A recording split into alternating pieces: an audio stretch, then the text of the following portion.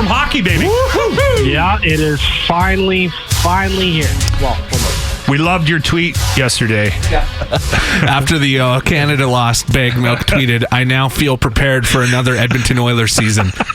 You know what? It's just you feel the highest highs and the lowest lows, and you just got to get prepped. And I feel like last night's loss for Canada, unfortunately, good conditioning, was exactly what I needed to prep me for another NHL season. Speaking of that, there is a rumor on the streets that you're not going to do the beat thing anymore. Well, yes and no. So we're just going to adjust it, I think, because the shtick, I was just getting tired of spending my life on the toilet. So we decided kind of as a group, we were talking it through. We took some feedback from readers and listeners of podcasts, and we thought what we might do is I'll still eat weird stuff after losses that come in a can, but if somebody wants me to do so, they also have to make a donation to the Edmonton Food Bank. How much do I have to pay to get you to eat Spam? Straight out of the can. Not very much, man. Just a donation and a confirmation. I could do it. I'd probably put on a little saltine or something. It'd be nice. Get him one of those Spam. I grew up kind of broke. I was eating Spam. No problem. Get one of those Spam cans from Costco too. The huge ones. They're the size of Jimmy's head. It's like a full turkey. Yes, I just felt like I wanted to try and incorporate the Edmonton Food Bank a little bit somehow this year. So I think that we'll have some fun with it, like we always do, while also trying to raise a little bit of money. Is it true that there's a game every single Saturday this season? Pretty much, yeah. The weird thing is there's only 2 Sunday games all year. I found that a little bit strange, but the season is quite compressed. The schedule is pretty compressed, so it's going to be a lot of games, a lot of stress, especially considering you're playing the Canadian teams over and over and over again, and it's going to be a wild ride. These next few months are going to be crazy. We've got players in town.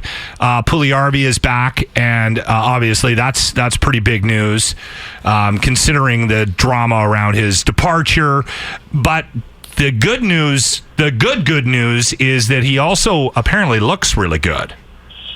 By all accounts, Jesse Puljujarvi looks great. I listened to his one of his little pressers he did yesterday. His English sounds a lot better, so he's been putting the work in there.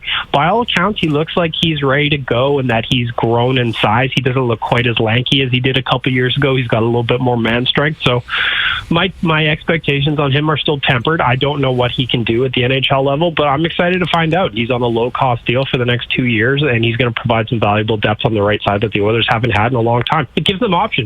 If he plays well, he can move up in the lineup very quickly, and that adds some pressure to the other guys ahead of him to perform as well. So I think it's a great thing. I'm happy to have him back. Just the improved English has to be huge for him, like comfort level in the locker room, instruction from the coaches. I think that hurt him when he came to the league and didn't really know English. So 100%. I think that hurt him in both, just like you said, listening to the coach, figuring out the drills, figuring out exactly where he needed to be, but also on a more human level, just interacting with his teammates and being a part of an actual team. I think that's huge for him, and I think I was happy to see guys like Ryan Nugent-Hopkins and Connor McDavid say, listen, there's no issue. We're happy to have him back, and we're glad he's here and ready to play. So I think that was the best possible attitude. Too.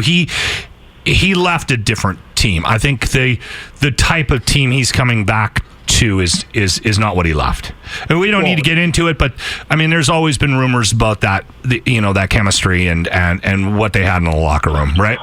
Well, for him too, it's a brand new start for him. He's got a new coach, he's got a new GM.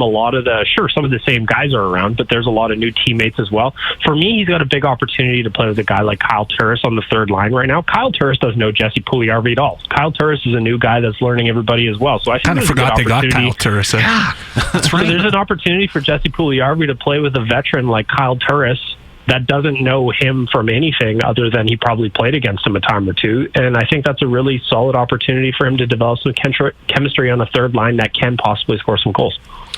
All right, so we got a doubleheader to get the season going with the Vancouver Canucks, which means we will have you on next week to do sort of a preview of the game. It's opening night next week. Yeah, so. yeah. It's been a long time since we've been able to talk about actual Oilers games.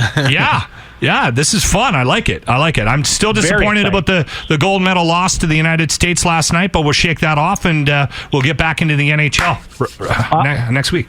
I mean, you know what? Team Canada played a great tournament, and it was unfortunate that in the gold medal game they ran into an American team that was dialed in. And Spencer Knight in net for the Americans was absolutely lights out. So sometimes you run into a hot goalie, and it happens.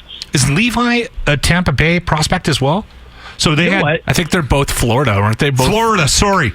Yeah. So Panthers. Yeah. I think both the goalies last night were Panther goalies. There's some. It's pretty amazing. Yeah, Levi was drafted in the 7th round of the 2020 Wow. 2020 draft. All right, Baggedmilk. We'll look forward to our chat next week. Take care, man. Thanks, boys. Cruz FM is still and always